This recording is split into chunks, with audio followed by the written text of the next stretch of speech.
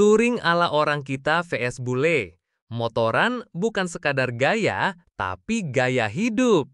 Halo guys, pernah nggak sih kalian scroll Instagram, TikTok, atau YouTube, terus ngeliat video bule-bule touring naik motor adventure di tengah gurun pasir, hutan salju, atau padang rumput antah berantah? Terus kalian mikir, lah ini orang waras nggak sih nyari-nyari susah gitu? Nah, ternyata gaya touring mereka tuh emang beda banget sama kita di Indonesia. Bukan cuma beda motor, tapi juga beda mindset, beda budaya, beda tujuan. Yuk kita kupas tuntas sambil ngopi-ngopi santai dan ngelus knalpot yang baru aja dilewatin hujan. Motor di sini, sahabat sejati, bukan sekadar kendaraan. Di Indonesia, motor tuh udah kayak pasangan hidup, selalu ada di saat suka dan duka. Mau hujan badai, panas terik, macet, atau jalan berlubang yang isinya air kotor plus bonus bau got, motor tetap setia nemenin. Nggak heran, dari data Statista 2024, jumlah sepeda motor di Indonesia udah tembus lebih dari 135 juta unit. Itu artinya, hampir setiap orang dewasa di negara ini punya motor. Bahkan, mungkin ada yang punya dua, satu buat kerja, satu lagi buat modifikasi. Belum termasuk yang nunggak cicilan ya bro. Makanya, buat kita, touring itu bisa aja kayak, gue dari Jakarta ke Bandung, motoran lumayan, mampir Cimahi beli tahu susur, terus pulang.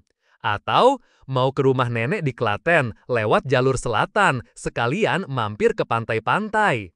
Tanpa sadar, kita udah touring loh. Tapi ya gitu, touring kita mostly lewat jalan aspal, jalan nasional, jalan tol fungsional buat motor yang nekat, atau ya maksimal jalan desa yang belum diaspal sempurna. Masih masuk kategori layak motor metik. Motor di sana, mainan mahal, gaya hidup kelas sultan. Sekarang bandingin sama bule-bule di Eropa atau Amerika. Di sana, motor bukan kendaraan harian. Mereka ke pasar bawa mobil, ke kantor bawa mobil, ke bioskop bawa mobil, ke WC umum yang enggak lah.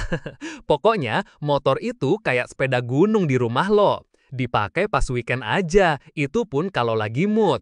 Data dari Motorcycle Industry Council USA bilang, cuma sekitar 8% rumah tangga di Amerika yang punya motor. Di Inggris, cuma sekitar 3% populasi yang jadi pemotor aktif. Motor mereka jarang dipakai, tapi kalau dipakai, langsung ngacir ke alam liar. Mereka touring bukan karena ada urusan, tapi karena emang nyari urusan. Mereka cari rute ekstrim. Ngegas di pegunungan Rocky, ngecamp di hutan Alaska, nyebrang gurun Mojave, atau off-road di Patagonia, Amerika Selatan. Kalau perlu, motornya diterbangin dulu ke negara tujuan, beneran serius banget sama petualangan. Kayak hubungan lo yang LDR, tapi pakai effort. Contoh kecil tapi ngena. Bandingin aja, lokasi orang Indonesia.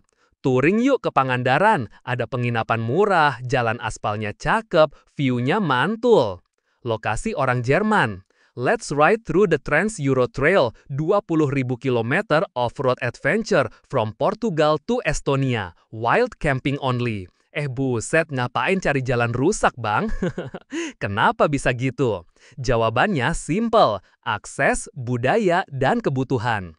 Di Indonesia, motor adalah kebutuhan utama, bukan pilihan hobi. Di negara maju, motor lebih ke simbol gaya hidup dan petualangan. Kita terbiasa motoran setiap hari, jadi touring bisa terjadi tanpa perlu niat khusus. Mereka justru harus bikin waktu khusus, modal gede, dan effort maksimal buat ngerasain sensasi motoran. Jadi kita lebih keren dong. Yes and no. Yes, karena skill riding orang Indonesia itu gila-gilaan. Naik motor sambil bawa galon, anak kecil, bahkan burung nuri pun bisa. No, karena kita masih kurang eksplorasi rute ekstrim, masih takut nyasar, sinyal hilang, atau takut dimarahin istri. Kesimpulan ala anak motor. Touring itu bukan soal jarak, tapi soal niat dan cara menikmati perjalanan.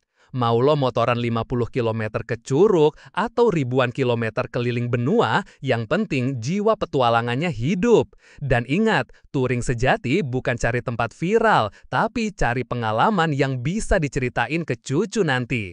Dulu opa motoran nyasar di hutan, ketemu macan, tapi tetap ngegas karena sinyal GPS hilang. Ride safe bro sis, jangan cuma ngegas doang, tapi juga siap ngerem, biar hidup nggak nyungsep di tikungan.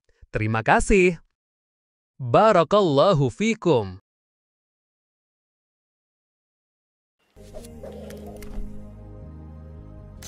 sallallahu alaihi wasallam.